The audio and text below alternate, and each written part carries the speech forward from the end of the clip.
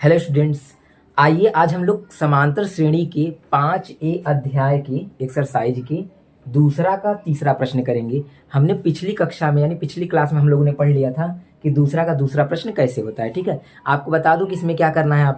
इसमें आपको ये चेक करना है कि ये समांतर श्रेणी में है कि नहीं है, पहला बात।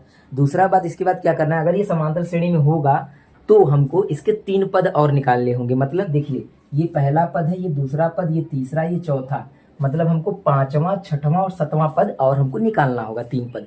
यदि ये समांतर श्रेणी में होगा तो चलिए सबसे पहले चेक करते हैं कि समांतर श्रेणी में कैसे होगा। अगर आपने वो वाला क्लास नहीं देखा है तो पहले उसको देख के तब ये देखेंगे तो आपको बेसिक नॉलेज पता रहेगा। ठीक है, चलिए आइए देखते हैं।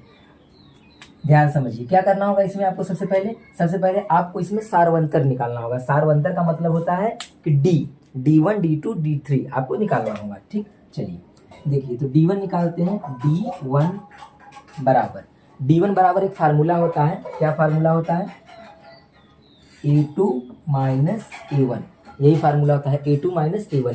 इसी में हम लोग वैल्यू रखते हैं। कौन सा वैल्यू रखेंगे? देखिए, A2 का मतलब क्या होगा? ये दूसरा पद, A1 माने पहला पद। ठीक है, तो A2 का वैल्यू कितना है? 3 प्लस करड़ी में 2, फिर माइनस का चिन्ह लगा लीजिए। और A1 का मान कितना है? A1 का मान कितना है? 3 है। ये हो गया। ठीक है, हमने मानों को रख दिया। इसके बाद देखिए अब क्या हो रहा है, ये 3 से 3 घट के 0 हो जाएगा। इसका मतलब हम उसको नहीं लिखेंगे, उसको हटा देते हैं। ठीक, तो बचेगा कितना? √2 यानी करड़ी में 2। ये आपका D1 का मान आ गया। इसी तरह से हम D2 निकालेंगे। देखिए D2 क्या होता है? D2 का फार्मूला क्या होता है? A3 माइनस A2, ये फार्मूला होता है। ठीक, अगर आपको ये बात नहीं समझ में आ रहा है तो पिछले वीडियो में आपको मिल जाएगा। दूसरी चीज़, इसको अगर बनाना चाहते हैं तो बता सकता हूँ मैं कि यहाँ पे 2 है ना, तो आप ए लिख लीजिए, 2 एक बढ़ा के लिख लीजिए, फिर एक कम कर दीजिए, 3 फिर 2, तो आपका फार्मूला बन जाएगा। ठीक है, चलिए देखिए, A3 का मान कितना है पूरा? A3 का ये मान है पूरा 3 प्लस 2 √2, फिर माइनस A2 का वैल्यू कितना है? ये पूरा है। उसको ब्रैकेट में लिखिए। क्यों? क्योंकि इसमें 2 पद हैं। जब भी 2 पद आपको मिले और माइनस मिले तो उसके बाद वाला हमेशा ब्रैकेट में लिखा करिए। ठीक है, तो लिखेंगे 3 प्लस √2 करणी में 2। अब हम लोग क्या करेंगे, करणी ब्रैकेट को पहले हटाएंगे। तो देखिए 3 प्लस 2 √2 माइनस, फिर ब्रैकेट जब हटेगा तो ये तो -3 वैसे ही रहेगा। ये माइनस और प्लस दोनों का जब गुणा होगा तो माइनस बन जाएगा। इस बात को याद रखिएगा। अगर आप ब्रैकेट नहीं लगाएंगे तो ये गलती आप 100% करेंगे ही करेंगे। इस बात को याद रखिए। ठीक है, ये गलतियां अक्सर बच्चे करते हैं। इसके बाद देखिए, ये देखिए 3 से 3 कट के 0 हो जाएगा, खत्म हो जाएगा। अब क्या होगा?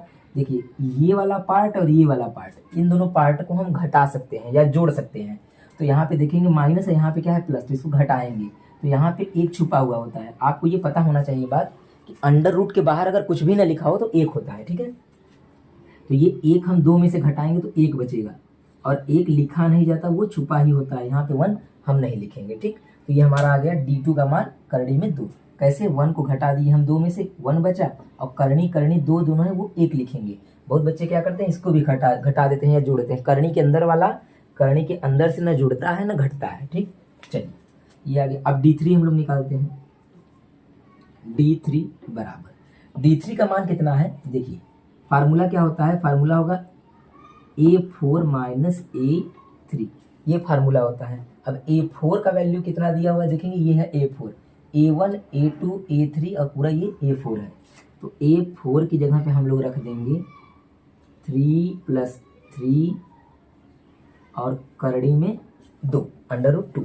इसके बाद माइनस का चिन्ह लगाइए और A3 का मान रखिए। A3 का मान कितना है? आप देखेंगे 3 प्लस 2 करड़ी में 2, लिखेंगे 3 प्लस 2 करड़ी में 2, ये हमने रख दिया। अब ब्रैकेट को हटाइए। जब ब्रैकेट हटाएंगे आप तो देखेंगे 3 प्लस 3 करड़ी में 2 माइनस से ये अंदर वाला जो है चिन्ह चेंज हो जाएगा। ठीक है, जैसे ऊपर हुआ था बिल्कुल उसी तरह से। अब आप देखेंगे कि ये 3 से 3 क्या होगा? कैंसिल हो जाएगा, कट जाएगा। और जब इसको आप इसमें से घटाएंगे तो आपको मिलेगा क्या? 2 को घटाइए 3 में से तो 1 बचेगा। अच्छा, घट क्यों रहा है? क्योंकि करणी में 2 और करणी में 2 दोनों समान मिल रहा है, इसलिए घट रहा है। तो जब घटाएंगे तो ये मिल जाएगा करड़ी में 2, और 2 जब 3 में से घटेगा तो 1 आता है, और आप जानते हैं कि 1 नहीं लिखा जाता, वो छुपा हुआ होता है। तो हम देखेंगे यहाँ D1 का मान आ गया है, D2 का मान आ गया है, D3 का मान आ गया है। क्या तीनों समान है? जी हाँ, बिल्कुल समान है। तो D1 D2 D3 अगर बराबर है तो इसका मतलब ये समांतर श्रेणी में होगा। ठीक है, चलिए अब आगे देखते हैं। आगे क्या करना है आपको, अब इसी बात को लिख देना है हिंदी में। ठीक है, यहाँ पे देखते हैं, इस लाइन को हम यहाँ पे खींच दे रहे हैं और इसके बगल में बताते हैं। तो आप लिखेंगे यहाँ पे, चूंकि D1 बराबर D2 बराबर D3, कहने का मतलब क्या है कि D1 और D2 और D3 तीनों बराबर है। लिखेंगे अतः, या इसलिए भी आप लिख सकते हैं अतः। तो क्या हो जाएगा, होगा ये कि यह एक समांतर श्रेणी है। ठीक है, इसको शॉर्टकट में मैंने नाम लिख दिया, आप पूरा लिख लीजिएगा, नहीं तो कोई दिक्कत नहीं है, किताब में तो ऐसे ही दिया है। ठीक, तो यह एक समांतर श्रेणी में है, ये हो गया बात। अब क्या करेंगे हम लोग, हमको अगर ये समांतर श्रेणी में होगा तो एक काम और कर रहा है, क्या, इसका सारवंतर लिखना है आपको। अब जब सवाल पढ़ेंगे, नीचे सवाल दिख रहा होगा आपको, उस सवाल में लिखा था कि आप सारवंतर बताइए, तब इसके 3 पद भी बताइए। तो आइए सारवंतर हम लोग निकालते हैं। तो हम लोग जानते हैं कि सारवंतर होता क्या है, सारवंतर का मतलब होता है डी का मान, और डी का मान देखिए यही सब डी का मान है ना, तो कोई भी एक लिख लेंगे क्योंकि सब मिल रहा है, तो वही हो जाएगा हमारा। डी का वैल्यू क्या हो जाएगा, √2, एक आंसर ये हो गया। ठीक, इसके बाद हमको इसको 3 पद और बढ़ाने हैं। कहने का मतलब क्या है, ये पहला है, ये दूसरा, ये तीसरा, ये चौथा, मतलब हमको 5वां 6वां और 7वां पद और लिखना है। ठीक, तो आइए अब हम लोग लिखते हैं, लिखेंगे अगले 3 पद। इसका बोला था क्वेश्चन में कि अगले 3 पद बताइए। ठीक है, तो अगले 3 पद बताने के लिए हमको अगला कौन सा पद चाहिए, पहला, दूसरा, तीसरा, चौथा, 5वां पद चाहिए। तो लिख लीजिए A5। अगर आप A5 लिखते हैं तो और अच्छा रहेगा, नहीं तो आप नंबर 1 2 3 भी कर सकते हैं, उससे कोई प्रॉब्लम नहीं है। A5 का मतलब हो जाता है कि 5वां वाला पद हम लोग लिख रहे हैं। ठीक है, तो 5वां पद निकलेगा कैसे, इस बात को ध्यान दीजिएगा। इसमें क्या है कि जो लास्ट वाला पद चौथा होता है उसी में हम लोग ये डी जोड़ते जाएंगे, जो मिलता जाएगा उसमें आप डी का मान, मतलब करनी में 2 जोड़ते जाएंगे तो आपको अगला पद मिलता जाएगा। ठीक है, तो A5 निकालने के लिए क्या करना पड़ेगा, हमको 4 वाला लेना पड़ेगा, चौथा वाला पद। लिखेंगे 3 + 3, करड़ी में क्या लिख लेंगे, 2, ये लिख लिया हमने। अब इसके बाद क्या करेंगे, डी को जोड़ दीजिए, बस जो डी इसमें चल रहा था करड़ी में 2, उसको इसी में जोड़ देते हैं। तो लिखेंगे प्लस करड़ी में 2, ये हमने जोड़ दिया। आप बार बार उसी को जोड़ेंगे तो अगला वाला पद आपको मिलता जाएगा, जोड़ दीजिए इसको। अगर इसको हम लोग जोड़ते हैं तो आता कितना है, देखिए 3 तो वैसे ही रहेगा, प्लस यहाँ पे 1 और यहाँ पे 3, कितना हो जाएगा, 4 करड़ी में 2, ये हो गया आपका 5वां पद। इसी तरह से अगर हम छठा वाला पद निकालते हैं तो लिखेंगे A6 बराबर, A6 बराबर क्या करना पड़ेगा, पहले जो 5वां वाला है उसको लिख लीजिए आप, 5वां वाला पद, और उसमें आप क्या जोड़ देंगे, करणी में 2। बार बार आपको करणी में 2 जोड़ना है। ठीक है, जो भी पद मिलेगा उसके अगला पद निकालने के लिए उसके तो करणी में 2 जोड़ना पड़ेगा। चलिए 3 प्लस यहाँ पे 1 छुपा होता है, 1 और 4 कितना हो जाएगा, 5, करणी में 2, ये हो गया। इसके बाद हमको 7वां पद निकालना है, 7, A7। अब छठवां वाले में वही करणी में 2 जोड़ दीजिए, तो 3 + 5 करणी में 2 प्लस करणी में 2, ये अपने से जोड़ना होता है ना। अब जोड़िए, कितना आएगा, ये हो जाएगा 3 + 5 और 1, इसका कितना हो जाएगा, 6 हो जाएगा ना, 5 और 1 6 करणी में 2। ये रहा आपका अगला तीनों पद, 5वां पद, 6वां पद और 7वां पद। इसी तरह से हम लोग अब अगला वाला क्वेश्चन देखेंगे, बिल्कुल सेम। अगर आपको इसमें सवाल में कोई भी दिक्कत और परेशानी हो रही है तो कमेंट बॉक्स में जरूर बताइएगा, मैं आपको अगले क्लास में उसको समझाने का प्रयास करूंगा। ठीक है, चलिए नेक्स्ट क्वेश्चन देखते हैं। क्वेश्चन नंबर देखते हैं चौथा वाला, दूसरा का चौथा प्रश्न। इसको कैसे करना है, ये भी वही बिल्कुल प्रोसेस सेम है। टोटल 15 प्रश्न है, टोटल 15 प्रश्नों को उसी प्रकार से करना है आपको। ठीक, चलिए तो लिखेंगे D1 बराबर, फार्मूला आपका वही लगेगा, D1 बराबर क्या होता है, A2 - A1। तो आप देखेंगे A2 का वैल्यू कितना दिया हुआ है, ये A1 है, ये A2 है, A स्क्वायर है क्या। ठीक है, अगर आपको A से कोई दिक्कत परेशानी है तो आप यहाँ पे कैपिटल A भी लिख सकते हैं अगर लिखने में दिक्कत हो, क्योंकि यहाँ भी A आ गया है, यहाँ भी A आ गया है, बाकी कोई दिक्कत नहीं है। ठीक, तो A यहाँ पे A2 का वैल्यू कितना है, A स्क्वायर है, तो A आप स्क्वायर लिख लेंगे, माइनस A1 का मान कितना रखेंगे, आप देखेंगे A है। ठीक, ये हो गया। अब हम लोग क्या कर सकते हैं, क्या इसको इसमें से घटा सकते हैं, बिल्कुल नहीं घटा सकते। क्यों, क्योंकि इसका घात 2 है, इसका घात क्या है 1, तो हम घटा नहीं सकते, लेकिन कुछ तो कर सकते हैं। क्या कर सकते हैं, कॉमन ले सकते हैं। ठीक है, कॉमन ले लीजिए, अगर A मैं कॉमन इसमें से ले लूँ तो ये बन जाएगा A - 1 बन जाएगा। अगर आप कॉमन नहीं भी लेंगे ना तब भी दिक्कत वाली बात नहीं है, इतना भी सही है। ठीक, तो ये हमने कॉमन लिया तो यहाँ से ए कम हो गया और यहाँ से ए से ए कट गया, 1 आ गया। ठीक, ये हो गया। अगर हम D2 निकालें तो इसको लिख लेंगे A3 माइनस A2। A3 का वैल्यू कितना है, A क्यूब है। ठीक है, यहाँ पे रख दीजिए A क्यूब माइनस A2 का वैल्यू कितना है, A स्क्वायर है। A स्क्वायर, क्या ये इसमें से घट सकता है, नहीं घट सकता, क्योंकि इसका घात उसका घात अलग है। घातें जब समान रहेंगी तभी आप उसके गुणांकों को जोड़ या घटा सकते हैं जो यहाँ पे लिखे होते हैं। ऊपर घात से कोई मतलब नहीं रहेगा, उसको नहीं जोड़ सकते हम। तो यहाँ पे क्या करिए, आप ए स्क्वायर कॉमन ले सकते हैं दोनों में। तो यहाँ से जब 2 बार हमने निकाल लिया तो यहाँ 1 बार बचेगा, यहाँ ए स्क्वायर पूरा निकल गया तो यहाँ 1 बचेगा, ये हम ले सकते हैं। तो क्या आप बताइए इसका जो D1 और D2 का वैल्यू आया है क्या बराबर है क्या? बिल्कुल नहीं बराबर है। क्यों? क्योंकि यहाँ A1 आया मतलब A की घात 1 है, यहाँ A की घात पर 2 है। तो जब 2 ठो बराबर नहीं आया है तो हमको तीसरा वाला निकालने की जरूरत नहीं है, केवल 2 ही ठो हम लिख देंगे कि D1 बराबर D2 नहीं है, इसलिए ये समांतर श्रेणी में नहीं होगा। तो क्या लिखेंगे, देखिए लिखेंगे चूंकि D1 जो है वो बराबर नहीं है D2 के, D1 does not equal to D2, does not equal to बोलते हैं इसको। ठीक, तो लिखेंगे इसलिए या अतः लिखेंगे, अतः यह समांतर श्रेणी नहीं है। बस आपका इतना ही काम इसमें करना है। क्यों? क्योंकि अगर ये समांतर श्रेणी में होता तो हमको D निकालना पड़ता, मतलब सार्वंतर बताना पड़ता, और इसके अगले 3 पद भी लिखने पड़ते, मतलब 5वां 6वां 7वां पद। लेकिन ये नहीं है तो हो गया खत्म। अब इसके बाद चलिए अब हम लोग अगला क्वेश्चन देखते हैं। ठीक, चलिए दूसरा का 5वां प्रश्न देखते हैं, इसको कैसे करना है। तो इसमें क्या करना है आप देखेंगे, सब अंडर रूट में है ना। तो एक बात ध्यान दीजिए, क्या कि अगर कोई अंडर रूट यानी करनी से निकलने के योग्य है, निकलना मतलब निकल सकता है, तो उसको निकाल लीजिए। जैसे 8 निकल सकता है, 18 में भी कुछ ऐसा है जो निकल सकता है, जिसका डबल का जोड़ा बन सकता है, वो निकल सकता है। अगर आपको निकालना नहीं आता तो मैं अलग से उसको जरूर समझा देता हूँ भी। ठीक है, चलिए देखिए। तो करना क्या है, अंडर रूट 2 ऐसे ही रहेगा। ठीक, यहाँ पे देखिए 8 लिखा हुआ है। 8 को क्या हम 4 दूनी 8 बोल सकते हैं, 4 दूनी 8 यानी 4 और 2। तो क्या 4 करनी में से 2 बन के बाहर निकल सकता है और अंदर क्या रह जाएगा, 2। 4 दूनी 8, 4 2 बन के बाहर निकल गया, 2 अंदर रह गया। अब आप बताइए यहाँ पे 18 है ना, 18 को क्या हम ये बोल सकते हैं कि 9 दूनी 18। ठीक है, 9 जो है वो 3 बन के निकल जाएगा करनी के बाहर, लेकिन जो अंदर 2 रहेगा वो बच जाएगा, 9 दूनी 18। ठीक है, अब आगे देखिए, क्या हम 32 को 16 दूना 32 बोल सकते हैं? हाँ बोल सकते हैं, क्योंकि 16 क्या होगा, वो 4 बन के बाहर निकल जाएगा और 16 दूना मतलब जो 2 रहेगा वो अंदर रह जाएगा। ठीक है, इस तरह से हम इसको ये कह सकते हैं कि करनी से ये सब बाहर निकल जाएंगे। अगर आपको ये बात नहीं समझ में आ रहा है तो साइड में जरा ध्यान दीजिए कैसे होता है ये। देखिए, मान लीजिए जैसे मैंने 8 का बताना है मुझे, ठीक है, तो मैं 8 का बताना चाहूंगा, तो यहाँ पे मैं बताता हूँ आपको। देखिए 8 को क्या हम ऐसे लिख सकते हैं, क्या 2 गुणे 2 गुणे 2 ऐसा लिखा जा सकता है। तो जो जोड़ा बनेगा कॉमन मतलब डबल का जो जोड़ा बनेगा डबल का, वो 1 निकल जाता है बाहर, तो यहाँ पे 2 निकल जाएगा बाहर, और करनी के अंदर क्या बच जाएगा, ये वाला 2 बच जाएगा, तो वो रह जाएगा करनी के अंदर। इसलिए हमने इसको लिखा है 8 को इस रूप में।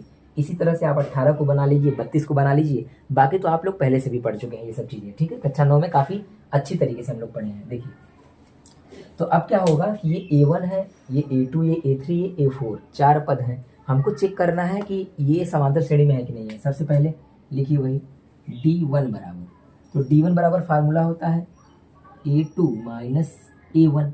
ठीक, फिर इसके बाद क्या होता है कि चलिए अच्छा नीचे लिखते हैं, A2 का वैल्यू कितना है, 2 करड़ी में 2। A1 का वैल्यू कितना है, करड़ी में 2। अब इसको घटाइए, घटाएंगे तो यहाँ 1 छुपा होता है, 1 को यहाँ 2 में से घटाएंगे तो 1 बचेगा, और 1 लिखा ही नहीं जाता। ठीक, ये हो गया। फिर इसी तरह से D2 निकालेंगे हम लोग। D2 का वैल्यू कितना होगा, मान कितना होगा, मतलब सूत्र A3 A2। A3 का वैल्यू कितना है, A3 का मान देखिए ये है, और A2। ठीक है, मानों को हमने रख दिया, घटाइए फटाक से, घटाएंगे तो ये आ जाएगा करड़ी में 2। 2 में से 3 घटा, मतलब 3 में से 2 घटा, 1 बचेगा, 1 लिखा ही नहीं जाता। फिर D3 बराबर, आप देखेंगे D3 बराबर मतलब फार्मूला पहले लिख लीजिए, A4 और A3।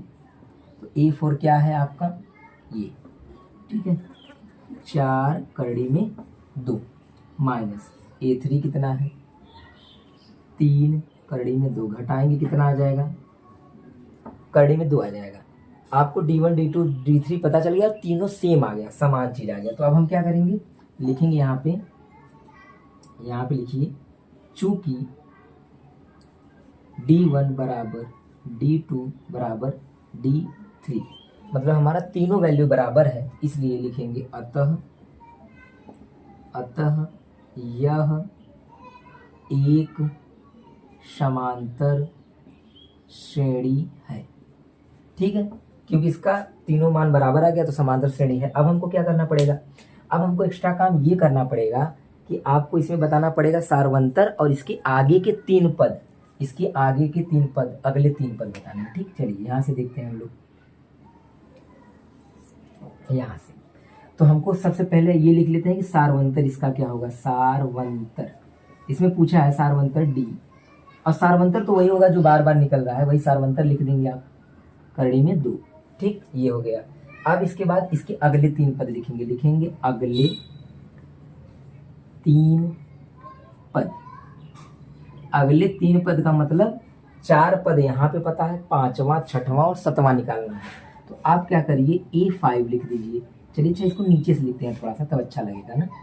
A5 लिख देते हैं। ठीक, A5 मतलब 5वां पद निकालना है। तो A5 के लिए क्या करना पड़ेगा, हम अभी आपको बताए थे कि A5 अगर आपको निकालना है तो जो 4 वाला पद है, मतलब लास्ट वाला, इसको ले लीजिए, इसको, बात तो एक ही है, लेकिन इसी को लेके चलेंगे तो हल करने में आसानी रहेगा। इसको ले लीजिए 4 करड़ी में 2, उसी में हम लोग ये वाला जो है जोड़ते जाएंगे बार बार। 4 करड़ी 2 में क्या जोड़ देंगे, जो सारवंतर हमारा आया है D का मान, उसी को जोड़ देंगे।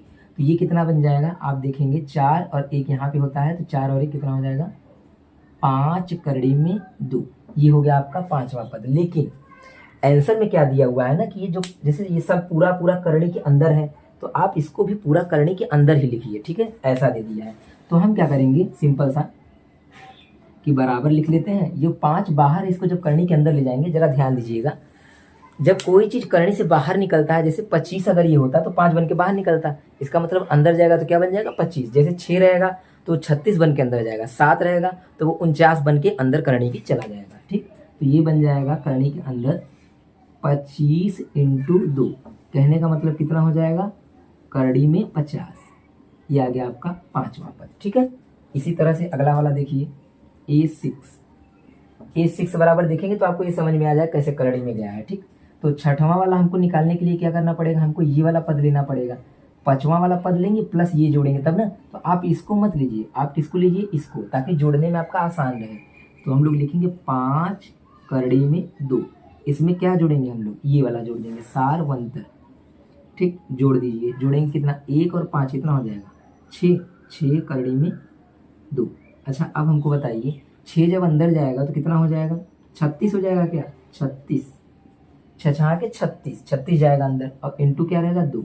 अगर इसका गुणा कर देंगे तो 36 गुना कितना आ जाएगा, 72 आ जाएगा। ठीक है, 72, ये रहा हमारा इसका आंसर। इसके बाद हम लोग लिखेंगे A7 निकालने के लिए 6 वाले में वो जोड़ देंगे। ठीक है, करड़ी में 2, तो 6 का वैल्यू कितना, ये वाला लीजिएगा, 6 करड़ी में 2 प्लस करड़ी में 2।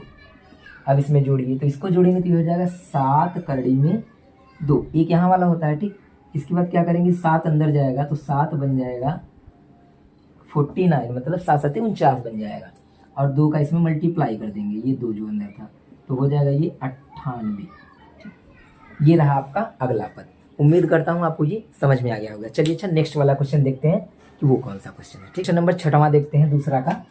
इसमें क्या है कि आपका 1 का स्क्वायर, 3 का स्क्वायर, 5 का स्क्वायर और 7 का स्क्वायर है। आप क्या करिए, या तो आप पहले ही स्क्वायर कर दीजिए, यहीं पे 1 का स्क्वायर 1, या 3 का स्क्वायर 9, 5 का 25, या तो मान रखने के बाद भी कर सकते हैं। चलिए तो लिखेंगे हम लोग क्या, D1 बराबर क्या होता है, A2 माइनस A1। तो A2 का वैल्यू कितना है, 3 का स्क्वायर मतलब 3 स्क्वायर माइनस 3 घाते 2। ठीक, A1 का मान कितना है, A1 का मान है 1 का स्क्वायर। तो बताइए जब 3 का स्क्वायर करेंगे कितना आ जाएगा, 9 आ जाएगा। 1 का स्क्वायर कितना करेंगे तो आ जाएगा 1 आ जाएगा, घटा दीजिए कितना आ जाएगा, ये आपको 8 मिल जाएगा। ठीक, इसी तरह से हम D2 निकालते हैं। तो D2 बराबर फार्मूला होता है A3 माइनस A2। ठीक, तो तो A3 का मान कितना है, 5 का स्क्वायर है, तो लिखिए 5 का स्क्वायर माइनस A2 का वैल्यू कितना है, A2 का वैल्यू है 3 का स्क्वायर, ये वाला। ठीक, अब इसको करेंगे तो ये बन जाएगा 25 माइनस ये 9, घटाएंगे कितना आ जाएगा 16 यानी 16 आ जाएगा।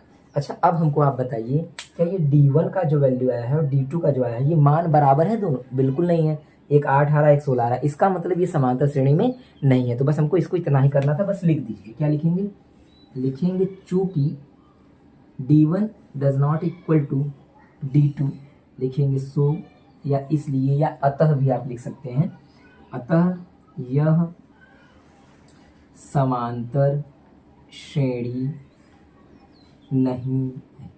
ठीक है, तो इस तरह से ये भी क्वेश्चन समाप्त हो गया, छठवां वाला। आपको मैं अगला वाला जो प्रश्न है वो अगली क्लास में मैं आपको बताऊंगा, क्योंकि समय थोड़ा ज़्यादा हो रहा है। अगर आपको वीडियो अच्छा लगा हो तो वीडियो को लाइक करके चैनल को सब्सक्राइब कर दीजिएगा, और 10 का सब मैथ आपको प्लेलिस्ट में मिल जाएगा। पूरे पिछले मतलब जो दिनों का मैथ मैंने पढ़ाया हुआ है वो सब प्लेलिस्ट में पढ़ा हुआ है। आप वहाँ से मैथ के एक एक प्रश्न को पढ़ सकते हैं, समझ सकते हैं, और जो आपको समझ में ना आए कमेंट बॉक्स में ज़रूर बताइएगा। धन्यवाद।